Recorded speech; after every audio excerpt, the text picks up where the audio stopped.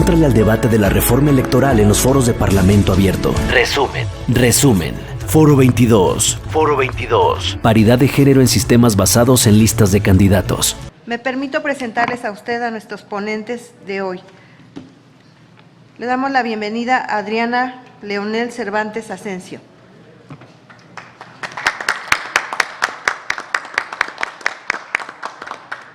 A Gustavo Adolfo Roque.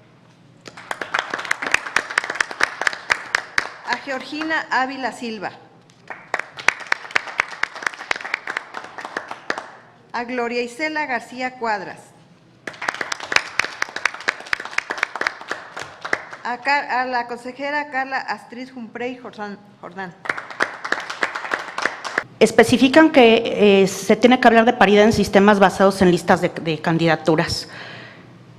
Las mujeres no necesitamos nada más paridad en estos sistemas, necesitamos, como lo dice el artículo 41 constitucional, paridad en todo.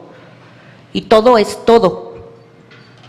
Si lo quieren hacer por listas, si lo quieren hacer todavía por distritos uninominales, lo quieran hacer como lo quieran hacer, las mujeres tenemos mínimo que estar en el 50% de los espacios. Y mínimo porque somos más del 51% de la población, casi el 52%.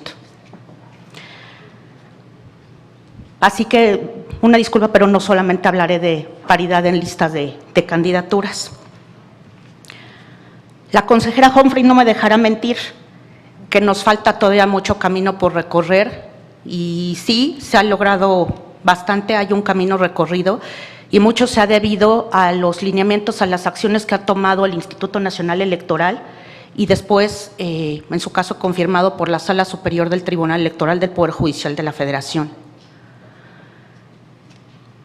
Considero que en estos foros, qué bueno que también se incluye a personas litigantes, porque como sucedió en la reforma de paridad en todo, con los casos de violencia política contra la mujer en razón de género, se conceptualizan muchas cosas, sin embargo, no se especifican los mecanismos para hacerlas válidas y después, si se necesita, para impugnarlas, porque de nada nos sirve la paridad en todo, de nada nos sirve tener espacios de poder si a las mujeres nos siguen violentando al interior de todas las instituciones. Y es también violencia que a las mujeres no las dejen acceder a los espacios de poder y en donde se toman las decisiones. Sin duda, la reforma de 2019 constituyó un avance significativo para el reconocimiento de los derechos políticos de las mujeres en cuanto al acceso a los espacios de representación y toma de decisiones. Pero es tiempo de continuar el esfuerzo. Por ello nos sumamos al sector de avanzada que impulsa y apoya una mayor participación en los espacios y una mayor participación de la mujer en los espacios y procesos políticos. Consideramos las reformas constitucionales de 2019 una obra inconclusa que debemos atender. Rescatamos y proponemos soluciones para 3 imprecisiones que forman parte del debate público. La primera se refiere a la paridad horizontal en las listas de senadurías de mayoría relativa. Actualmente, en cada entidad federativa, la mitad de las listas de candidaturas por el principio de mayoría relativa se asigna a mujeres. Paridad vertical, bueno, es lo que se establece que se asigna a mujeres. Y deben de encabezar la primera fórmula en la mitad de las entidades paridad horizontal. Generalmente, los partidos registran a hombres en las 2 fórmulas de la lista de candidaturas a senadurías de mayoría relativa, en las entidades donde tienen mayores posibilidades de ganar, y a las mujeres las postulan donde sistemáticamente obtienen votación baja.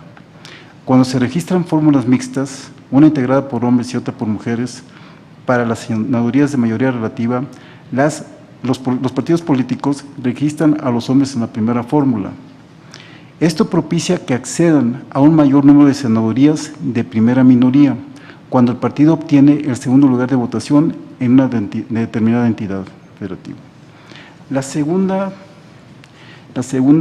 preocupación que expresamos respecto de cómo quedaría modificada, o cómo se estructuran las reformas a los artículos constitucionales señalados, es el riesgo que existe de afectar a legislaciones locales más avanzadas que la legislación federal.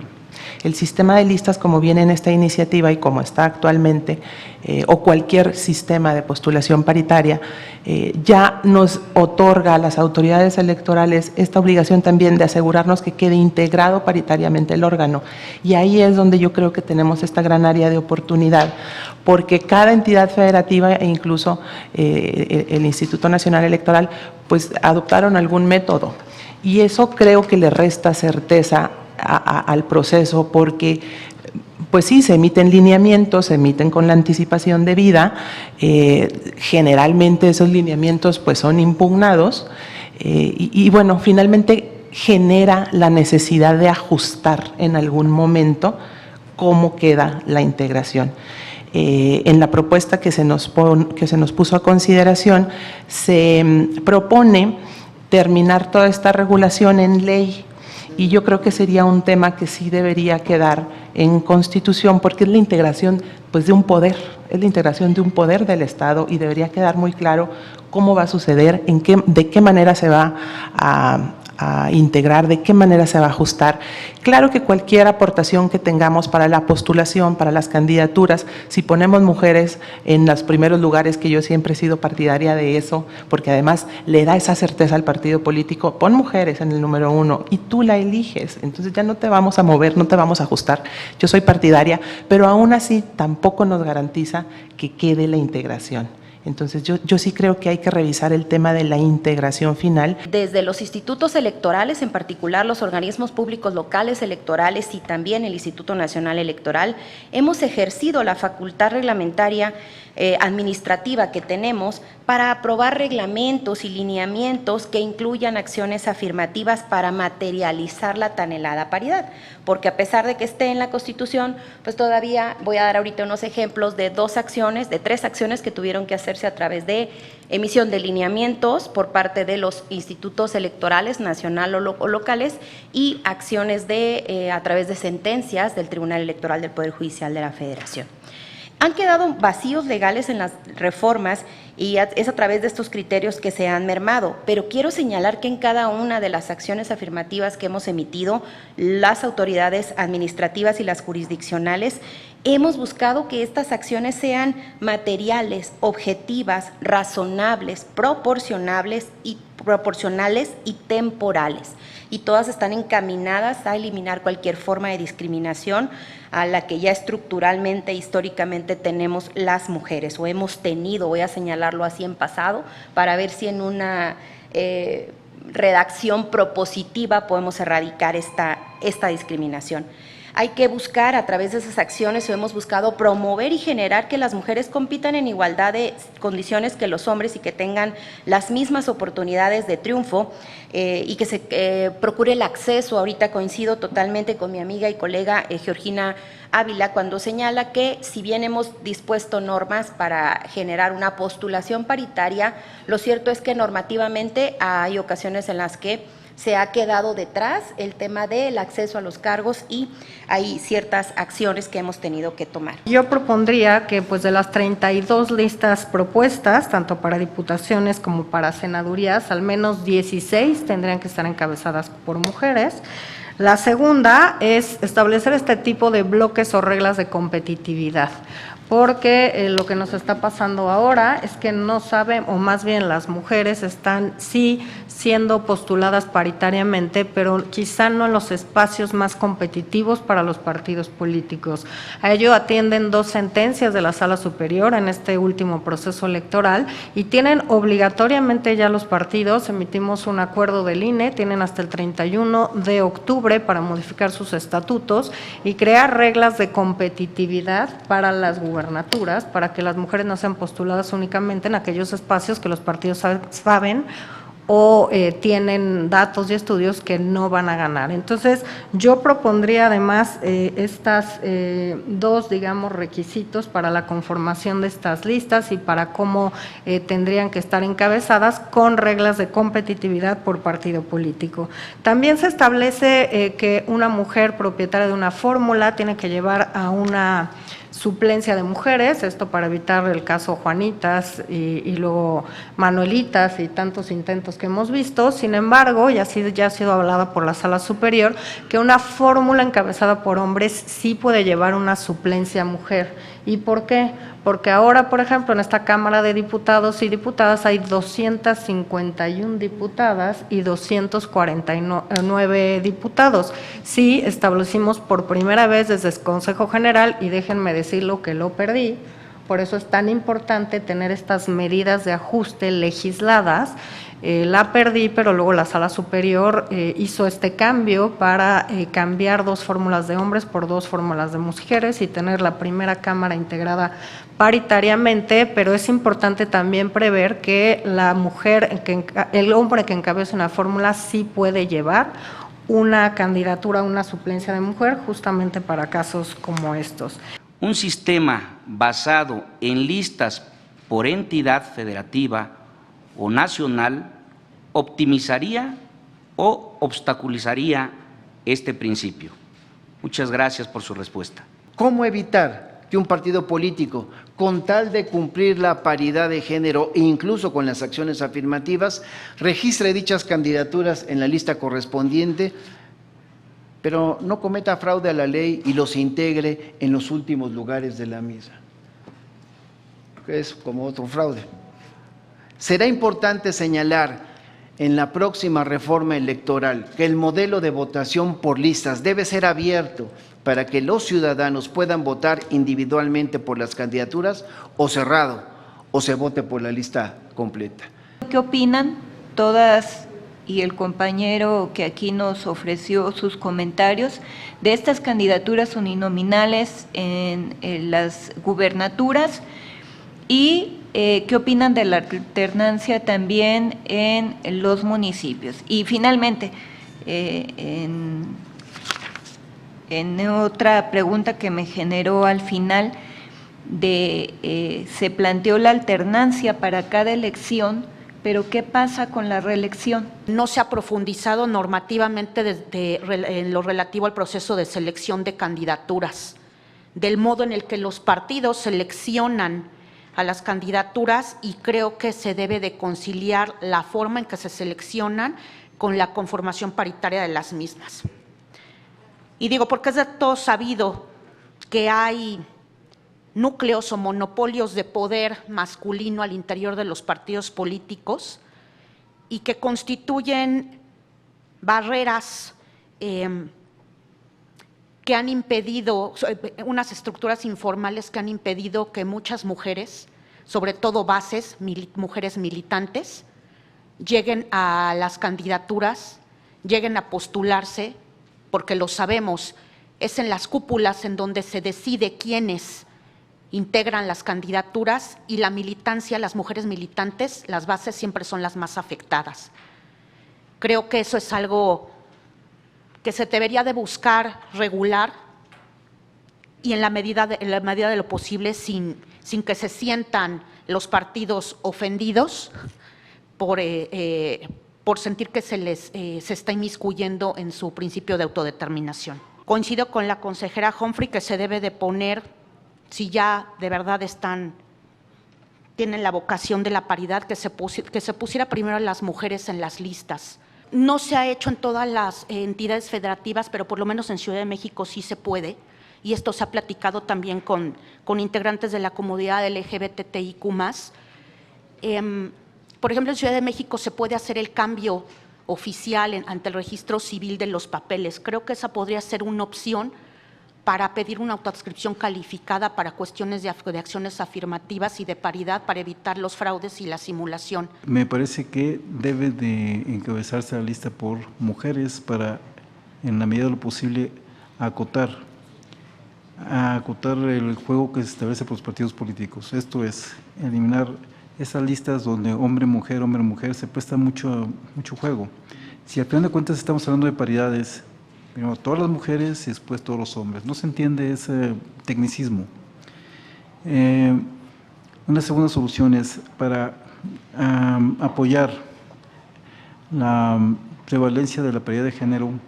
Es importante dotar a los órganos reguladores de la capacidad en general de sancionar, pero también de reparar, esto es, de corregir los excesos y abusos en los que incurran los partidos políticos violando el principio de paridad de género.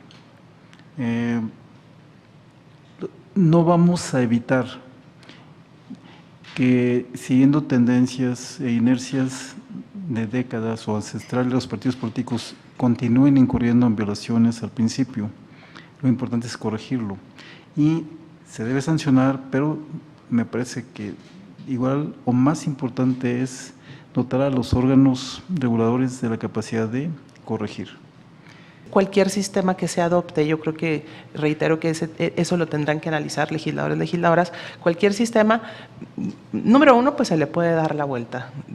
Los partidos políticos pues son muy ingeniosos para ello. Entonces, cualquier sistema se le puede dar la vuelta y cualquier sistema va a requerir, y perdón que lo insista, va a requerir un ajuste. Entonces, hay que poner especial importancia en esa atribución que tenemos los órganos electorales, las autoridades electorales, para poder definir cómo van a ser esos ajustes. Porque cualquier sistema, ya sea por listas, ya sea por distritos, en fin, va a requerir, en mayor o menor medida, claro que ayuda mucho, como menciona el doctor Roque, en postular en los primeros lugares de las listas a mujeres, eso ayuda mucho, pero no nos garantiza que no tengamos que hacer esos ajustes. Entonces, definir cuáles serán esos procedimientos y dotar a las autoridades electorales de esas atribuciones que, bueno, las tenemos, pero las hemos tenido que formar en lineamientos porque no existen reguladas en otro lado. Desde la reforma 2015 que se estableció, 2014 que se estableció la paridad, también se estableció la obligación de alternancia en las listas de candidaturas, precisamente para que se evitara que fueran segregadas en un bloque final y entonces al momento de hacer la asignación, pues solo las posiciones de los hombres quedaran ocupadas. Y por otro lado, lo que ya se tocó hace un momento, la posibilidad de que sean mujeres que estén en suplencias de propietarios hombres, pero no a la inversa. Es decir, no habrá postulaciones de mujeres en la propietario y suplentes hombres, precisamente para evitar los ya denominados casos de las antijuanitas o juanitas. Por otro lado, también quiero decir que en los casos en que los partidos políticos aduzcan que ya en su lista no hay más mujer, y que en su partido político no existe otra mujer interesada, y que en el municipio, estado, país o el universo no hay una mujer que postular. Ya ha habido el caso que traemos a colación de Chiapas, donde la intervención del Instituto Nacional Electoral fue muy puntual para que en el caso de un partido que aducía que ya no tenía más mujeres en la postulación, pues perdió esa curul y se fue al siguiente partido en la votación. Entonces, creo que una vez más se pone en patente las acciones de los órganos electorales, administrativos y jurisdiccionales para ir sesgando o para ir acotando estos sesgos que se han dado. Yo diría que hay tres temas indispensables. Uno, que en la ley de medios de impugnación, en la federal y en las locales, se establezca obligación para que los tribunales, al determinar que una conducta es violencia política en razón de género, diga tres pronunciamientos. Sí se debe registrar en el registro de infractores, sí por cuánto tiempo y sí se pierde o no el modo honesto de vivir. El cambio de un sistema electoral a otro afecta el tema de la paridad, no. La paridad debería respetarse siempre en todos los casos, es un principio constitucional y debe estar por encima del sistema electoral que se decida. Bajo ese criterio, pues yo diría, depende el sistema, depende cómo tenemos que construir este andamiaje y estas herramientas para garantizar el cumplimiento absoluto del principio de paridad. Se habló aquí de la reelección versus la alternancia. Creo que aquí es un tema, primero, uno es un principio constitucional y lo otro es una forma de garantizar el cumplimiento de este principio. En cambio, la reelección es una expectativa de derecho, única y exclusivamente. ¿Qué está por encima de eso? La paridad. en los lineamientos estos del INE que obligamos a modificar a los partidos políticos sus estatutos para atender la violencia política en razón de género, es decir, procedimientos sumarios, órganos para orientar a las mujeres, campañas de capacitación y un largo etcétera, también establecimos que las primeras formas de violentar a las mujeres en los partidos políticos es te postulo pero no te doy dinero, y te postulo, pero no te doy espacios en radio y televisión. Por tanto, obligamos a que al menos el 40% del financiamiento público fuera para las candidatas y el 40% de los espacios en radio y televisión. Yo proponía desde un principio en este tema de las listas que fueran, bueno, 16 y 16, pero también con reglas de competitividad para que las mujeres fueran postuladas en espacios competitivos. No hemos tenido nulidad por violencia política, lo cual me parece un tema importante de saber que ahora hay consecuencias claras y hay sanciones de cometer violencia política contra las mujeres, pero pues en los dos casos las personas que cometieron esa violencia pudieron contender en las elecciones extraordinarias. Entonces yo creo que una nulidad constitucionalizada como las tres que tenemos respecto a adquisición de radios en tiempo de espacios en tiempo y en radio y televisión, como adquisición o uso de recursos ilícitos en las campañas electorales, que da con la determinancia y otras razones, la posibilidad de anular campañas, hace que la persona o la candidata o el candidato ganador ya no vuelva a participar en la elección extraordinaria. ¿Por qué? Bueno, es obviamente la esencia de los partidos políticos, contender en elecciones y son la vía para que las y los ciudadanos accedan a cargos de elección popular. No puedes prohibirles no participar en una elección, pero sí a la persona candidata que se benefició con esas conductas ilícitas. ¿Cuál es la importancia de que este Congreso de la Unión considere como parte de la reforma electoral el incluir los supuestos que marcan el formato 3 de 3 que ha estado mencionando contra la violencia como criterios de elegibilidad para cargos de representación proporcional? Y segundo, ¿en qué medida la legislación debería obligar a las autoridades de procuración e impartición de justicia para que compartan esta información con las autoridades electorales a fin de que verifiquen la veracidad de lo declarado por las y los aspirantes a un cargo de elección popular en este formato 3 de 3? ¿Qué opina sobre los avances legislativos que hasta el momento sobre la materia hemos tenido en este órgano legislativo? Pero también en el tema electoral, en el tema del Tribunal Electoral del Poder Judicial de la Federación, ¿qué opina lo que recientemente ha sucedido? Que el Tribunal Electoral del Poder Judicial de la Federación tuvo la oportunidad histórica de llevar una mujer a la presidencia de ese tribunal y en este caso no sucedió. Creo que hubiese sido algo muy positivo para de verdad empezar a hacer cambios radicales e importantes y no sucedió.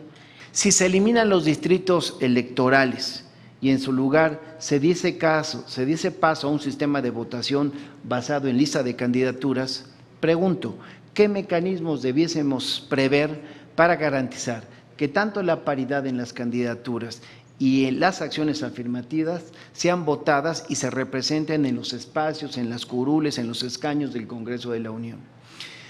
¿Y cómo se debe concebir un sistema competitivo y parejo en el proceso electoral al tabular la lista de candidaturas de partido a partido?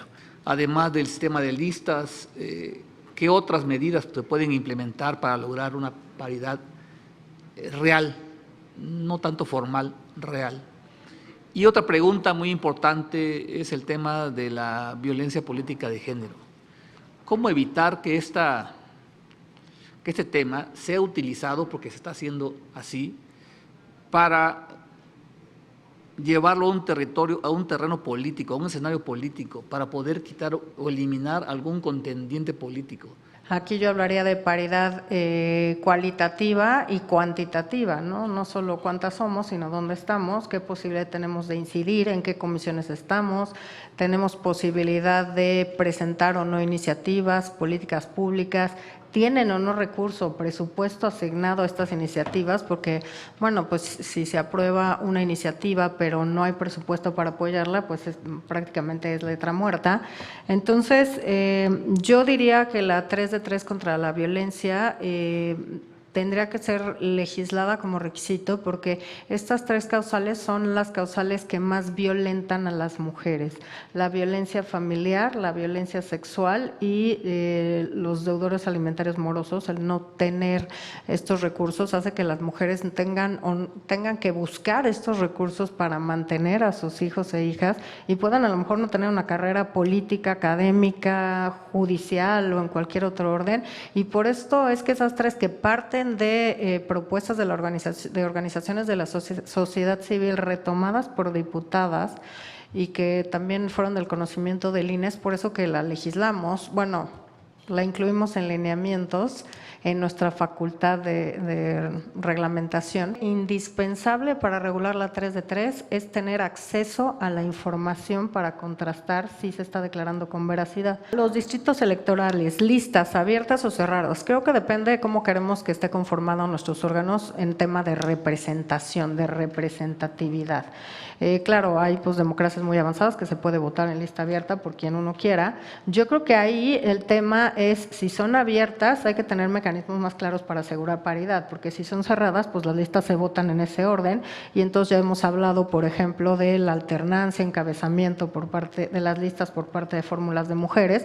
Entonces tendremos que diseñar las medidas adecuadas para garantizar postulación paritaria. Hay 65 personas que entraron a esta Cámara vía estas acciones afirmativas y lo que estamos obviamente analizando es dónde están, qué espacios ocupan, qué formas de incidir tienen, qué poder real tienen para darles elementos a ustedes como Cámara de Diputados y Diputadas para pues determinar y discutir si tienen que integrarse en la legislación las acciones afirmativas como tal y para qué grupos en situación de discriminación. La mujer debe ser el gran actor de este tiempo y esta circunstancia, y no está presente, como en el 77 estuvieron presentes los partidos de oposición y los movimientos guerrilleros, hay que decirlo así, que se les abrió los espacios políticos porque era necesario hacerlo, o estallaba, se pulverizaba el sistema político, y los diseñadores, los legisladores, los conductores de la estructura política tuvieron la misión para hacerlo. Hoy día esa presión que exige modificar la legislación en materia electoral es representada por ustedes, las mujeres, y no se observa aquí en la redacción.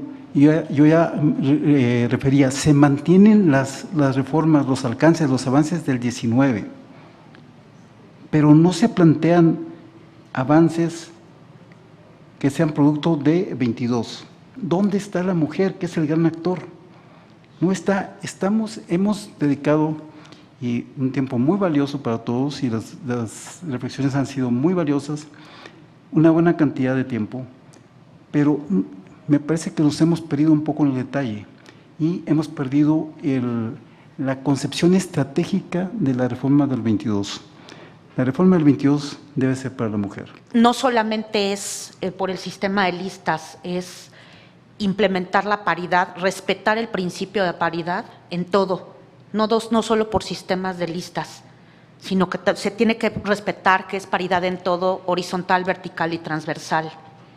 Y eso incluye, y haciendo, por ejemplo, referencia a lo que decía el diputado Robles, por ejemplo, en la iniciativa del PT, ¿no?, que hablan de, y sí más o menos leí algunos puntos en el que les hablaba también de paridad en los organismos constitucionales autónomos, en el INE, en los soples, en la Sala Superior, en la Suprema Corte de Justicia de la Nación, que haya una paridad. Pero creo que no nada más se debe quedar en los titulares, sino también en la estructura, porque es paridad en todo.